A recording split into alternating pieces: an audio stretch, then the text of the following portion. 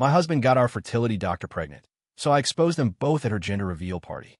Hey there, if you enjoy listening to stories about cheating and revenge, go ahead and hit that subscribe button, and let's dive into this story. I'll never forget the moment I found out. You always hear stories about betrayal and how it changes everything, but I never imagined it would be my reality. It all started out like any other day, with me sitting in the waiting room of Dr. Harris's office. She was our fertility doctor, someone I had trusted for the better part of the last 2 years. My husband, Ryan, and I had been trying to get pregnant for so long. Every failed attempt weighed on me. Every negative test was another heartbreak.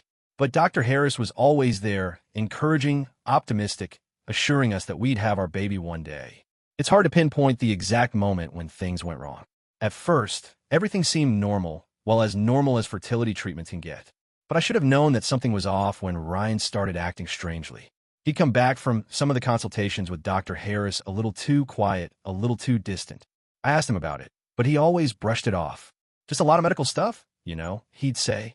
I never thought much of it. I trusted Ryan. He was the love of my life, the man I married, the one I'd been trying to build a family with. There was nothing suspicious about him, nothing at all. But then came the day that everything changed. It was a Thursday afternoon, and I had just finished another round of treatments. I was exhausted, physically and emotionally, but as usual, I made my way home. Ryan had told me earlier that he'd be working late, so I was looking forward to some quiet time. As I entered the front door, though, something felt off. There was an unusual quietness in the air, almost like something was out of place. I went to the living room and dropped my bag by the door, and that's when I saw it, the envelope. It wasn't an ordinary envelope. It was thick, sealed with a wax stamp, nothing Ryan would ever receive, as far as I knew. It wasn't addressed to me, either. It had Ryan's name on it, but the return address was unfamiliar. It wasn't a bill or anything medical-related, and I wasn't the type to snoop, but something in me told me that I had to open it. Inside was a letter, well, not a letter, but an invitation. And that's when everything came crashing down. The invitation was for a gender reveal party, for Dr. Harris's baby. My heart sank. I remember holding the paper in my hands, the words on the page beginning to blur. My hand started shaking, and for a moment I couldn't breathe. I felt dizzy, like the ground had just fallen away from beneath me. The party was in 2 days. The invitation had Ryan's name on it, as well as the note saying, "We are so excited to celebrate the next chapter of our lives with you. See you there." I read it over and over, each time hoping that somehow I had misinterpreted it. But no, the truth was clear. This wasn't just some casual get-together. This was a celebration of a life that was supposed to be mine, a baby that Ryan and I had been trying for. The baby that I'd been told, month after month, would never happen. But there was something more, something that hit me harder than anything else. I knew exactly what had happened. Ryan had been going to these fertility appointments alone. That much I had known. But it wasn't just for medical reasons. Somewhere along the way, he had crossed a line. He had crossed the line with Dr. Harris. I didn't have any proof, but everything in me screamed that this wasn't a coincidence. The gender reveal was proof of it. Ryan had gotten our doctor pregnant. I dropped the invitation on the floor. My heart was racing, my head spinning. I couldn't stay in the house any longer. I needed to leave, to think, to try and make sense of it all. I grabbed my jacket and headed out the door, walking aimlessly down the street. The air felt thick, suffocating, like the weight of the world was pressing down on me. How could he do this? How could my own husband, the man I'd share my dreams with, betray me like this? How long had this been going on? Was it during our treatments? Had he planned this all along? I didn't know what to feel, betrayal, anger, sadness, but one thing was clear. I wasn't going to let this slide. He had destroyed my life, my hopes, and my dreams. I wasn't going to be the one left in the dark any longer. I had to confront him. I had to know the truth. But before I could make any plans, I remembered one thing, the party. I had an invitation, and I had a chance to confront both of them. And that's exactly what I planned to do. The next couple of days were a blur. I couldn't focus at work, couldn't focus on anything, really. My mind kept going back to that envelope, to the invitation that shattered everything I thought I knew about my life. I couldn't stop picturing Ryan with Dr. Harris, imagining their secret meetings, their whispered conversations. Every time I closed my eyes, I could see them together, and I hated it. I hated him for doing this to me, to us. I didn't want to wait until the party to confront him, but part of me needed to. I needed to see their faces when the truth came out, to expose them both. I was terrified of what I was going to find, but I knew I couldn't let this go. I had to have the answers. When I got home that night, I was shaking. I had spent the entire day going over the scenario in my head, imagining how I would confront Ryan. I had planned a dozen different ways to approach him, but none of them felt right. There was no easy way to say it. There was no easy way to fix this.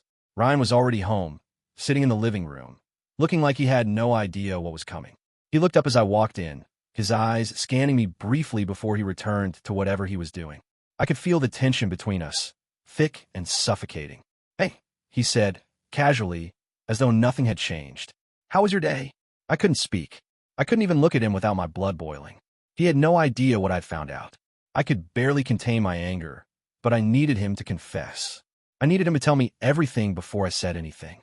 "I need to talk to you," I said, my voice tight, betraying none of the fury that was boiling inside me. Ryan raised an eyebrow, but didn't ask any questions. He just sat up, as though sensing something was off. "What's going on?" he asked, finally looking at me, his face a little more serious. I walked over to the table, where I had left the invitation. I grabbed it, then turned back to him, holding it in front of his face without a word. He froze, his eyes shifting from the invitation to me, then back to the paper in my hand. "Where did you get that?" he asked, his voice unsteady now. He was already starting to realize that this wasn't just a normal conversation. "It's from Dr. Harris," I said, my voice as calm as I could manage. "A gender reveal party for her baby. The baby that you got her pregnant with." For a moment, there was silence. It was as if the world had stopped spinning. Ryan's face drained of color, and he immediately stood up, pacing. I don't know what you're talking about," he said, his voice shaky. "You don't know what I'm talking about?" I repeated, my voice rising. "I found the invitation, Ryan. It's clear as day. How could you? How could you betray me like this? You've been going to appointments alone, hiding this from me, and now I find out that you got her pregnant? What else were you lying about?" Ryan ran his hands through his hair, clearly struggling to find the right words. "I never meant for this to happen," he said, his voice weak. "I swear, I never wanted any of this. It was a mistake. It happened." I couldn't believe what I was hearing. "A mistake," I repeated, disbelief coating my words. "You think getting the woman we trusted pregnant was just a mistake? A mistake doesn't ruin a family, Ryan. A mistake doesn't break hearts and destroy everything we built together." "I was going to tell you," he said, his voice full of desperation. "I swear I was going to. I didn't know how. I didn't want to hurt you. But it wasn't planned. It wasn't like that. I wanted to scream at him, to throw something at him, but I held myself back. He wasn't worth the outburst. He wasn't worth the effort. He had ruined everything, and no amount of apologizing was going to fix that." "Tell me the truth," I said, taking a step closer to him. "How long has this been going on, Ryan? Was it just a one-time thing? Or was this something you've been hiding from me for months?" He flinched, and I knew my words had hit their mark. I don't know what to say. "It started when you were at work that one day," he said, his voice strained. "I wasn't happy. I didn't know what to do. I thought this would be easier. Dr. Harris, she was there for me, and I was too weak to stop it. But I swear it wasn't supposed to be like this. I never wanted to hurt you." "You don't get to say that," I shot back. "You don't get to tell me you didn't want to hurt me when you've been lying to my face for God knows how long. You knew what you were doing, Ryan. You knew exactly what you were doing." "I never meant for things to go this far," he repeated, his eyes welling with tears. "I made a mistake. I'm so sorry. I don't know how to fix this." "Fix it." I laughed bitterly, shaking my head. "You can't fix this. You can't undo what you've done. I trusted you. I trusted both of you, and now you've ruined everything." The silence stretched between us like a chasm. I wanted to say more, to yell, to cry, but I couldn't find the words. I was so angry that it felt like my chest was going to explode. And the worst part? I wasn't even surprised. Deep down, I knew something was off. I had always felt like I was being kept in the dark, but I never suspected something this catastrophic. Finally, I spoke again. "The party's in 2 days, isn't it?" I said, my voice cold now, calculated. "You and Dr. Harris are celebrating your little secret with everyone, while I've been left in the dark, playing the fool." Ryan's face went pale. "What are you going to do?" he asked, his voice small now, almost afraid. I didn't answer right away. I didn't have to. I already knew what I was going to do. The day of the gender reveal party came faster than I expected. I had spent the last 2 days going over every possible scenario in my mind. I thought about how I would confront Ryan and Dr. Harris, how I would expose them both for their betrayal. I was furious, but more than anything, I was determined.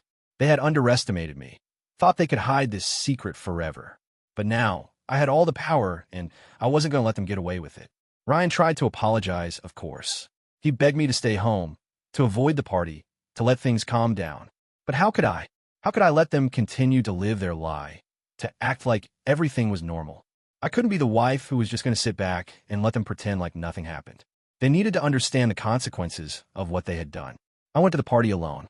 I didn't want to deal with Ryan anymore. I didn't care if he followed me there. I was going to expose the truth in front of everyone, no matter how messy or uncomfortable it was. If they thought they could make a mockery of me and our family, they were about to be in for a rude awakening. The party was at a beautiful outdoor venue with decorations that screamed Instagram perfect and an air of fake happiness hanging in the air. There were balloons, a big banner that read, "Baby Harris Gender Reveal," and a giant cake in the shape of a baby bottle. The guests were already mingling, laughing, drinking. I could hear the chatter, the clinking of glasses, and the fake smiles. Everyone was in on the secret, everyone except for me. I walked in, my heels clicking sharply on the pavement, and immediately, all eyes turned toward me. Ryan was standing next to Dr. Harris, a wide smile on his face as he held her hand. I felt sick to my stomach. They looked so perfect, so happy. It felt like they were mocking me, mocking the pain I was in. Ryan looked at me, his face falling when he saw the expression on mine. But he didn't move. He didn't come over to me, didn't try to apologize again. He knew it was too late for that. His silence spoke volumes. I walked right past them, making my way toward the front of the room, where Dr. Harris was greeting guests with a little too much enthusiasm. Her eyes widened when she saw me approach, but she didn't say anything. She just stood there, frozen, her smile faltering for a second before she quickly recovered. "Sarah, what a surprise. I didn't know you were coming," she said, trying to sound casual, but failing miserably. "Oh, I'm sure you didn't," I replied, my voice dripping with sarcasm. I didn't care about being polite anymore. There was no need to pretend. I actually wanted to have a little conversation. In front of everyone, if you don't mind. Her face went pale, and I could see the panic in her eyes. She glanced over at Ryan, who stood awkwardly behind her. He didn't say a word. It was like he had already accepted that this moment was inevitable. I took a deep breath, trying to steady my emotions, but I was shaking. This was it. This was the moment when everything changed. "I'm sure everyone here is dying to know why I'm here," I said, raising my voice just enough so that everyone could hear me. "Well, let me make it clear for you. The woman standing in front of you, Dr. Harris, is not only my fertility doctor, but also the woman who has been sleeping with my husband for the past year." The gasps that followed were deafening. People shifted uncomfortably, but no one said a word. They were all too stunned to react.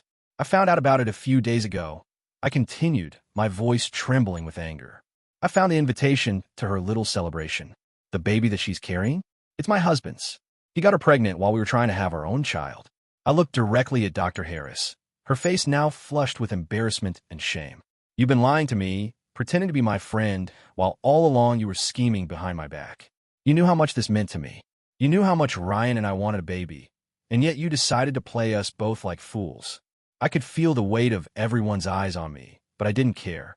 They were all part of the lie, part of the conspiracy that had been taking place behind my back. They deserved to hear the truth. They deserved to know what kind of people they were celebrating. "I'm sure you all think this is a joke, but it's not. This is my life. This is my family, and you," I pointed at Dr. Harris and Ryan, "have destroyed it." Ryan took a step forward, his face a mixture of guilt and fear. "Sarah, please, let me explain," he said, his voice trembling. "I never wanted to hurt you. I made a huge mistake. But this isn't just about us. It's about the future. We can fix this together." "Fix this?" I asked, incredulous. "You think you can fix this? You think you can just sweep this under the rug and go back to being a family? It doesn't work that way, Ryan. Not after what you've done." Dr. Harris, who had been silent up until this point, finally spoke up. "Sarah, She was cut off by the sound of a microphone being handed to the host, signaling that the gender reveal was about to start. Everyone seemed eager to move on, but I wasn't about to let that happen. Not without confronting them both. I wasn't done. This was my moment. I wasn't going to let them move on like nothing happened. "You all think this is a celebration, don't you?" I continued, my eyes flashing with fury. "Well, here's the real reveal. The man who's supposed to be your husband, the man who's supposed to love you, is the same man who got another woman pregnant behind your back. This isn't a celebration. This is a betrayal." The room was silent, save for the shocked whispers and murmurs. I could see Dr. Harris shrinking in on herself, her confidence completely shattered. Ryan stood there, too stunned to speak. But I wasn't done yet. "I'm sure you all want to see the gender reveal, but let's be real," I said, turning toward the party guests. You've just seen the true colors of the people you're celebrating with. Enjoy the rest of your party." And with that, I turned and walked out of the room, my heart pounding in my chest. I had done it. I had exposed the two of them for the frauds they were. I didn't know what would happen next, but I knew I couldn't stay there. Not anymore. I didn't know what I expected to happen after I left the party. Maybe I thought there would be more drama, more confrontation. Maybe I thought they'd chase me down, beg for forgiveness, or try to explain themselves. But nothing happened. They didn't chase me. They didn't try to fix what they had broken. I got in my car, slammed the door, and drove off, my hand shaking on the wheel. I was in a daze. I had just ruined my marriage, exposed Ryan's betrayal, and humiliated both him and Dr. Harris in front of everyone who mattered to them. I felt like a weight had been lifted, but at the same time I was hollow inside. I had done what I set out to do. I had exposed them for who they truly were. But now what? I didn't go home that night. I couldn't. The thought of walking into that house, the one where we had planned for a future together, made me sick to my stomach. Instead, I drove around for hours, barely knowing where I was going, just needing the distance. By the time I finally got home, it was late. I sat in my car for a long time before I went inside. My phone had been buzzing with messages the entire time, mostly from Ryan. But there was one message that stood out, an email from Dr. Harris, begging for me to talk to her to explain why I did what I did. She said she didn't mean for any of it to happen, that it was a misunderstanding, and that I should give her a chance to explain. I laughed bitterly, staring at the screen. A misunderstanding? This wasn't a misunderstanding. This was betrayal. This was my life falling apart. I didn't respond to her email. I didn't respond to Ryan either. He was the one who had done this to us. He was the one who had torn our family apart. I didn't know him an explanation. I had no idea what was next, but I knew I had to make the right decision for myself. For me, and for the future, I now had to rebuild. The next day, Ryan showed up at the house. He didn't knock. He didn't wait for me to invite him in. He just walked straight into the living room as though he still had a place in my life. "Sarah," he said, his voice thick with emotion. Please just let me explain. I know what I did was wrong. I know I hurt you. I never meant for any of this to happen. It's just that Dr. Harris and I got close and I didn't know how to stop it. I couldn't control it. But I swear, I love you. I love us." His words hit me like a physical blow, but not in the way he intended. It wasn't love that I felt anymore. It was disgust.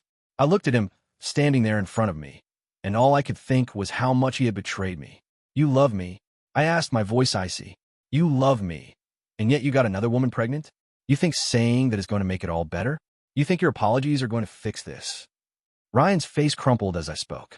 He took a step forward, but I held up my hand, stopping him in his tracks. "Don't. Just don't. You've already ruined everything. I can't trust you. I can't be with you. You lied to me. You betrayed me in the worst way possible. I'm sorry," he whispered, tears welling in his eyes. "I know I don't deserve your forgiveness, but I'll do anything to make it right. Please, Sarah, please don't leave me. Don't leave us." I shook my head, tears streaming down my face now. "You don't get to decide that anymore, Ryan. You lost that right when you chose her over me. You lost that right when you thought it was okay to sleep with our doctor, the one who was supposed to help us, the one we trusted." Ryan was still pleading, but I couldn't listen to him. I couldn't look at him without seeing the man who had destroyed my trust, my happiness, and our future. Finally, I said, "You need to leave." I walked out of the room, my hands shaking, my heart racing. I didn't want to hear anything else. I didn't want to be anywhere near him. Not after what he had done. Not after everything I had learned. The next few weeks were a blur of legal documents, calls with attorneys, and conversations with a therapist who helped me navigate the overwhelming emotions. I decided to file for divorce. It wasn't an easy decision. The marriage I'd worked so hard for, the life we had built together, was gone. But I couldn't stay in a relationship based on lies and betrayal. Ryan had made his choice, and now I had to make mine. I also made the decision to sever ties with Dr. Harris. She had been more than just a doctor to us. She had been a friend, someone I trusted. But that trust was gone, and I couldn't continue seeing her. I found a new fertility doctor, one who didn't have a dark secret and a betrayal lurking behind their professional smile. Eventually, I heard through the grapevine that Dr. Harris had tried to reach out to me once more. She wanted to meet in person to explain herself. But I didn't need an explanation. I didn't need her words. I needed closure, and I wasn't going to get it from her. She had already shown me who she really was. As for Ryan, he disappeared after the divorce papers were signed. I never heard from him again, and honestly, I didn't care. I had spent so much time and energy trying to fix something that was broken beyond repair. Now, I was focused on rebuilding my life, on reclaiming my future. It was hard, but I wasn't going to let him or Dr. Harris define me. I wasn't going to let them take away my happiness. In the end, I realized something. Sometimes the worst things that happen to you turn out to be the best things in disguise. I had been forced to face the truth, to confront the people who had betrayed me. And though it hurt, it was the first step in finding my strength again. I may have lost the life I thought I would have, but I was going to create a new one, a life on my own terms. And that, I realized, was the greatest gift I could give myself.